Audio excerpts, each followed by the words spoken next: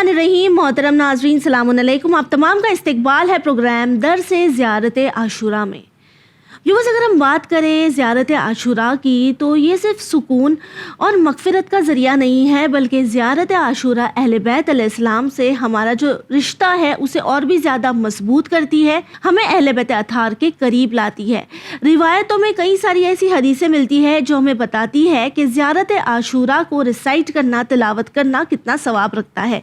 ऐसी एक हदीस हम आपके साथ शेयर करना चाहेंगे। रिवायत में आता है कि जो शख्स रोज़ ज़ियारत आशूरा पढ़ता है, परवरदिगार आलम उसके लिए हर दिन 1000 हज, 1000 उम्रा और 1000 जिहाद का सवाब लिखता है और उसके दिल से निफाक यानी रियाकारी को निकाल देता है। इसका रेफरेंस है कामिल अल-ज़ियारात बाब 71 सवाब अल आमाल बाय शेख सदूक।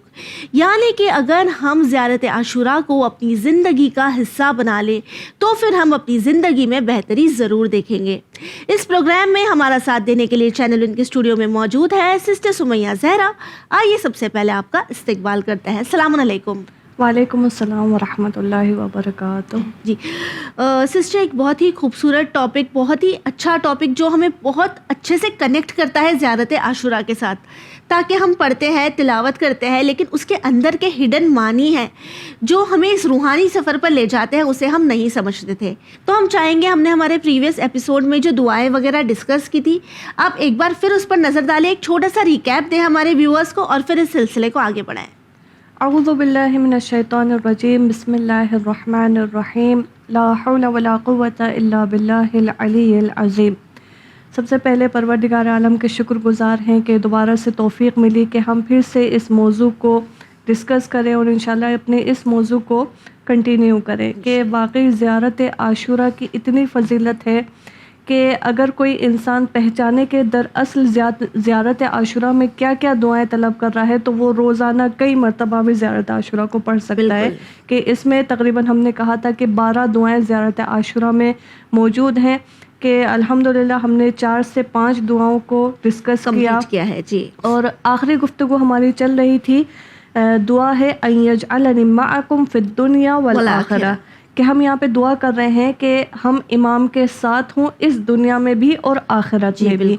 अब ये जो लफ्ज़ मअकुम है, हमने पिछले एपिसोड में बयान किया था कि ये जो मअकुम है यानी ये जो साथ है, मअकुम यानी साथ रहना, ये किस तरह से हम अहले बैत अलैहिमुस्सलाम के साथ हो सकते हैं, क्या क्या स्टेप होते हैं। हमने अहादीस, रिवायात और कुरान के ज़रिए से इसको वाज़ेह किया था।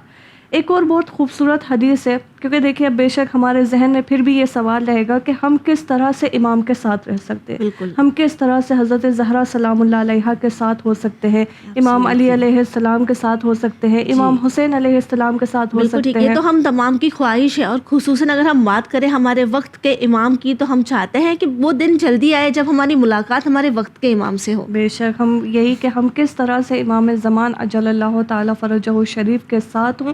तो एक बहुत खूबसूरत हदीस है जो कि वाकई उसको स्किप नहीं कर सकते और उसको बताना बहुत ज़रूरी है कि इस हदीस में हमारे लिए वाज़े है कि कौन इमाम का साथ है। यह हदीस जो है किताब अल-खिसाल जिल्द 3 सफ़ा नंबर 397 में मौजूद है कि हदीस इस तरह से है, क़ाल अबू जाफ़र अलैहिस्सलाम इन्नमा कानत शीअत अलीन।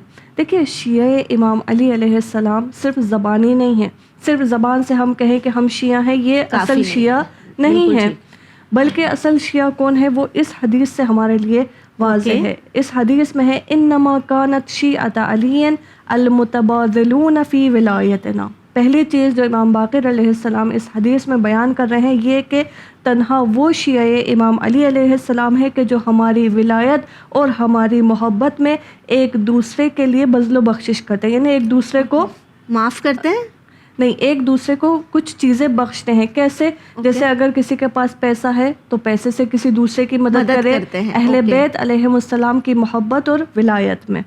किसी के पास कलम है तो वो अपने कलम का इस्तेमाल करे, किसी के पास स्पीकिंग का टैलेंट है, स्पीच दे सकता है तो वो उसके ज़रिए से जो भी महारत रखते हैं, जो भी टैलेंट है, जैसे एआई का ज़माना है, अगर किसी को एआई को यूज़ करना आता है तो वो एआई के ज़रिए दूसरों को सिखाएं, अहले बैत अलैहिमुस्सलाम के पैगाम को दूसरों तक पहुँचाएं। यानी इस हदीस से ये वाज़े है कि हम ہر طرح سے جس بھی طرح سے ہم کر سکتے ہیں ہم اہل بیت علیہم السلام کے ولایت اور محبت کو دوسروں تک پہنچائیں. بالکل ٹھیک. یعنی ہم یہ کہہ سکتے ہیں کہ ہمیں کوشش کرنی ہو کہ ہمیں جو بھی آتا ہے، جو بھی ذریعہ ہو، ہمارے بس کا ہو، ہمیں اہل بیت علیہ السلام کے میسج کو عام کرنا ہے، لوگوں تک پہنچانا ہے. جی، جیسے کہ واقع غدیر جو ہے بالکل کم رنگ نہیں ہونا چاہیے. حضرت زہرا سلام اللہ علیہا کا جو دروازہ جلایا گیا تھا اس واقعے کو کم رنگ نہ ہونے دے، یا روز واقع عاشورہ کو کم رنگ نہیں ہونے دینا چاہیے. ہمارے جوانوں کو چاہیے ایٹ لیسٹ کتابیں پڑھیں، کتابوں سے یہ چیزیں حاصل کریں کہ کل کو اگر کوئی ہم سے سوال کریں کہ یہ آپ یہ کام کیوں کرتے ہیں تو ہم بتا سکیں. ایک بزرگ عالم دین علامہ امینی 30 سال انہوں نے محنت کی، ایک کتاب لکھی، اہل سنت کے منابع سے واقع غدیر کو اس کتاب میں بیان کیا ہے. اب دیکھیں 30 سال کی محنت ہے. ایک جوان اگر اس کتاب کو پڑھے گا کتنا وقت لگے گا اسے؟ 2 یا 3 دن میں وہ کتاب کو پڑھ سکتے ہیں. کسی کی 30 سال کی محنت کو ہم 2 یا 3 دن میں پڑھ کے اپنے علم میں اضافہ کر سکتے ہیں. اور آج کے جو ینگسٹرز ہیں وہ تو یہ کر ہی سکتے نا، تاکہ ہم تو اگر ہمیں کوئی سیریز پسند آ جائے تو ہم کوشش کرتے ہیں کہ 2-3 دن میں اس سیریز کو پوری طرح دیکھ کر کمپلیٹ کر لیں. تو اس سے تو ہمارے علم میں اضافہ ہوگا. یہ کتاب ہمارا جو نالج ہے اسے بڑھاتی ہے، تو ہمیں زیادہ کوشش کرنی چاہیے کہ ہم بکس کا مطالبہ کریں. بالکل، جیسے ہمارے ذہن میں اس کا جواب ہونا چاہیے کہ حضرت زہرا سلام اللہ علیہا نے کیوں گریہ کیا، یا وہ کیوں مہاجرین اور انصار کے دروازے پر گئی تھی، کیوں انہوں نے خطبہ بیان کیا تھا.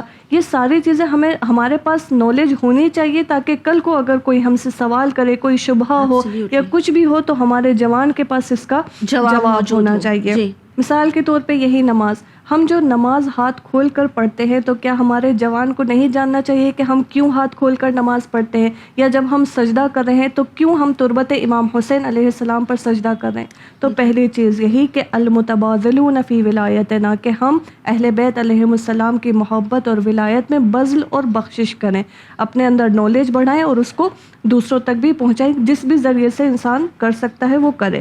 دوسرا ہے المتحابون فی مودتنا، ہمارے محبت کی راہ میں ایک دوسرے کو دوست رکھیں. کہ ایک حدیث میں ہے کہ جنت میں ایک جگہ ہے جو کہ وہ جگہ مخصوص ہے متحابون کے لیے، بہت بہترین جگہ ہے. یعنی کون متحابون کون ہے؟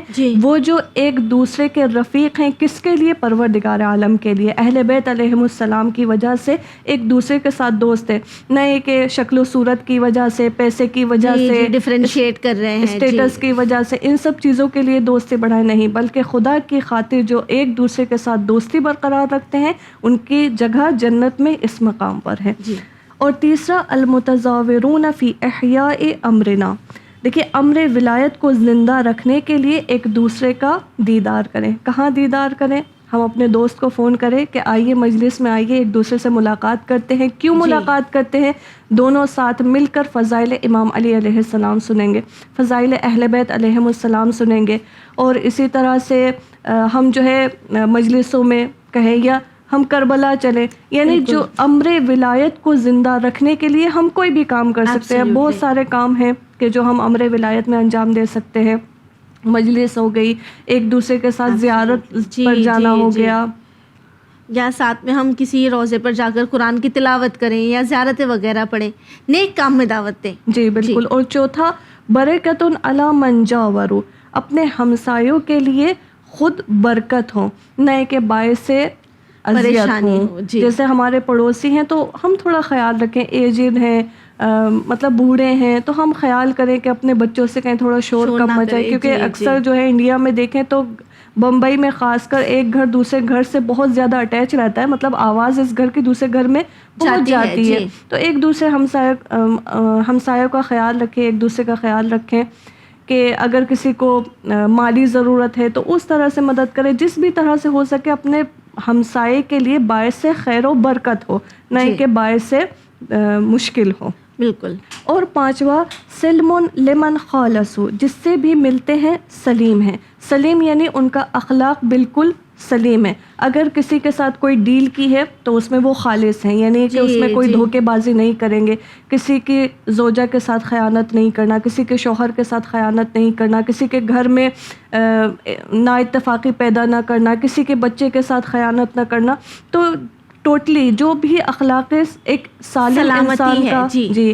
ایک سالم انسان کا اخلاق ہونا چاہیے وہ اختیار کرے. تو دیکھیے اس خوبصورت حدیث میں ہمارے لیے ان 5 میں بیان کیا گیا ہے بالکل کہ ٹھیک. ایک شیعہ امام علی علیہ السلام کے اندر کیا بالکل ٹھیک. خصوصیات ہونی چاہیے، اور اسی طرح سے جن کے اندر یہ خصوصیات ہوگی وہی معکم ہے، یعنی امام حسین علیہ السلام کے ساتھ ہے. کہ زیارت عاشورہ کی اس دعا میں ہم نے یہی پڑھا کہ ان یجعلنی معکم فی الدنیا والآخرہ، کہ امام کے ساتھ رہیں گے تو انسان جو ہے خوشبو رہے گا، معطر رہے گا. کیسے آپ جناب جون کو دیکھیں، بظاہر ان کا چہرے کا رنگ ڈارک ہے لیکن روایتوں میں موجود ہے، ہسٹری میں موجود ہے کہ ان کے بدن سے خوشبو محسوس ہوتی تھی، ان کا چہرہ نورانی تھا. تو پروردگار عالم سے دعا ہے کہ جو ہم دعا پچھلے ایپیسوڈ میں اور اس کو بھی ہم نے تھوڑا کمپلیٹ کیا کہ ہم جو ہے معکم ہوں، یعنی امام کے ساتھ قرار پائیں انشاءاللہ. ٹھیک ہے انشاءاللہ. اور ہم تمام کو کوشش کرنی چاہیے کہ یہ جو حدیثیں ہیں جو ہمیں بہتر انسان بنا سکتی ہے، ایسا انسان بنا سکتی ہے جو ولایت علی کو ماننے والا ہے، تو ان چیزوں کو ہمیں نوٹ ڈاؤن کرنا چاہیے اور اسے فالو کرنا چاہیے. سسٹر، اگر ہم ہمارے اس روحانی سفر میں آگے بڑھے تو زیارت عاشورہ میں سے ہمیں اور کون سے دعا سیکھنے کی آج توفیق ملے گی؟ جی ضرور، انشاءاللہ ہم یہی دعا کرتے ہیں کہ پروردگار عالم توفیق دے کہ ہم انشاءاللہ زیارت عاشورہ کی ان تمام دعاؤں کو اچھے سے سمجھ سکیں، ان کے فیض کو حاصل کر سکیں انشاءاللہ. زیارت عاشورہ کی ایک اور دعا جو اس کے بعد ہے، اللہم اجعلنی فی مقامی ھذا ممن تنالہ منک صلوات ورحمت ومغفرہ. یہاں پہ ہم دعا مانگ رہے ہیں کہ خدایا میں اس وقت جس مقام پہ ہوں، کس مقام پہ میں اور آپ یہاں بیٹھ کے اسپیچ دے رہے ہیں، ہم علم دین کو آگے پہنچا رہے ہیں، یا کوئی زائر امام حسین علیہ السلام ہے، یا کوئی جس وقت یہ زیارت عاشورہ پڑھ رہا ہو سکتا ہے کہ وہ مجلس امام حسین علیہ السلام میں ہو، یا چھوٹا سا کام جو بھی کر رہے ہوں، ایک شخص کو امام حسین علیہ السلام کی خاطر کسی کو پانی پلا رہے ہوں، تو جس بھی مقام پہ ہو ہم یہاں دعا کر رہے ہیں کہ خدایا میں اس وقت جس مقام پہ ہوں. دیکھیے ہم دنیا کی اگر بات کریں، کسی بھی کام کو شروع کرنے کے لیے ہمیں مدرک کی ضرورت ہوتی ہے، ایک ڈگری کی ضرورت ہوتی ہے. اگر کوئی ڈاکٹر بننا چاہتا ہے تو اسے ڈاکٹر کی ڈگری چاہیے، اگر کسی کو استاد بننا ہے تو اسے استاد کی ڈگری چاہیے. اب یہاں پہ بھی ہم کچھ طلب کر رہے ہیں، ہم کہہ رہے ہیں کہ خدایا ہم ابھی اس وقت جس مقام پہ ہیں تو اس مقام کی وجہ سے ہمیں جو ہے صلوات یعنی درود.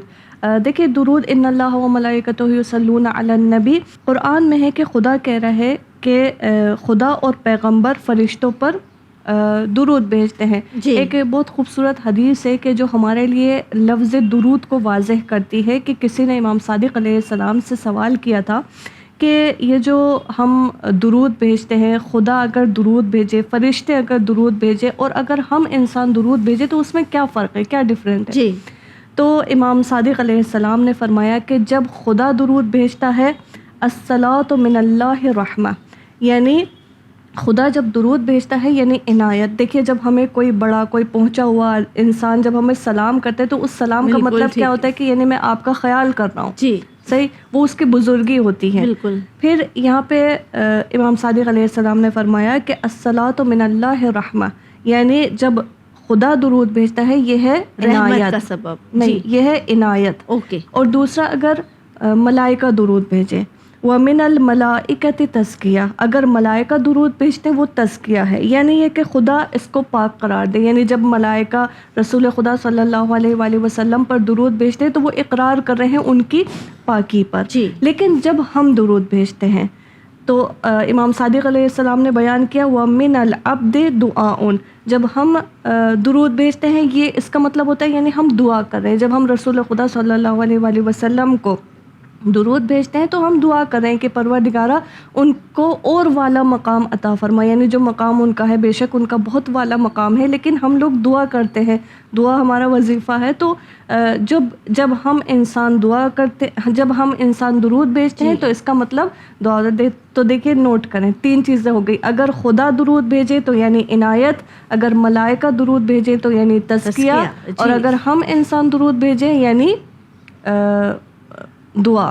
یعنی اگر اللہ کی طرف سے ہو تو وہ عنایت ہوگی، ملائکہ کی طرف سے ہو تو وہ تزکیہ ہے، اور جب ہم انسانوں کی طرف سے ہو تو وہ دعا ہے. جی تو ہم زیارت عاشورہ کی اس فراز میں کہہ رہے ہیں کہ خدایا ہمیں درود بھیج، ہم پر درود بھیج. درود کا مطلب یعنی ہم پر عنایت کر، یعنی ہم خدا سے کہہ رہے ہیں کہ تو ہم پر عنایت کر. ورحمت یعنی اور ہم پر رحم کر. ومغفرہ یعنی اور ہمیں معاف کر. کے بہت خوبصورت ہے کہ اللہم اجعلنی فی مقامی ھذا ممن تنالہ منک صلوات ورحمت ومغفرہ. یہاں پہ ہم یہ نہیں کہہ رہے کہ ہمیں گاڑی دو، بنگلہ دو، یہ سب چیزیں طلب نہیں کر رہے، مٹیریلسٹک چیزیں نہیں ہیں جی، بلکہ ہم 3 چیزیں طلب کر رہے ہیں، عنایت، رحمت اور مغفرت. جی یعنی ہم یہ کہہ سکتے ہیں کہ پروردگار عالم سے جو دعائیں ہم کر رہے ہیں مٹیریلسٹک نہیں ہے، بلکہ یہ وہ دعائیں ہیں جو ہمیں زندگی اور آخرت میں کامیاب بھی کر سکتی ہے اور ہمارے دل کو سکون بھی بخشتی ہے. جی ویورز، آپ سے بھی آخر میں بس یہی کہنا چاہیں گے کہ زندگی میں کئی بار ہم دعاؤں کے لیے ہاتھ اٹھاتے ہیں، یا ہم یوں کہیں کہ ہر نماز کے بعد ہم دعاؤں کے لیے ہاتھ اٹھاتے ہیں، لیکن ذرا رک کر ٹھہر کر ہمیں یہ سوچنا چاہیے کہ ان دعاؤں میں کتنی وہ دعائیں ایسی ہوتی ہیں جو ہمیں اللہ کے قریب کرتی ہے، نہ کہ دنیا کے مال و دولت سے جوڑتی ہے. اسی امید کے ساتھ ہمیں دیجیے اجازت، انشاءاللہ اگلے ایپیسوڈ میں آپ سے پھر ملاقات ہوگی. تب تک کے لیے بنے رہیے چینل ون کے ساتھ. پیغام انسانیت. شکریہ.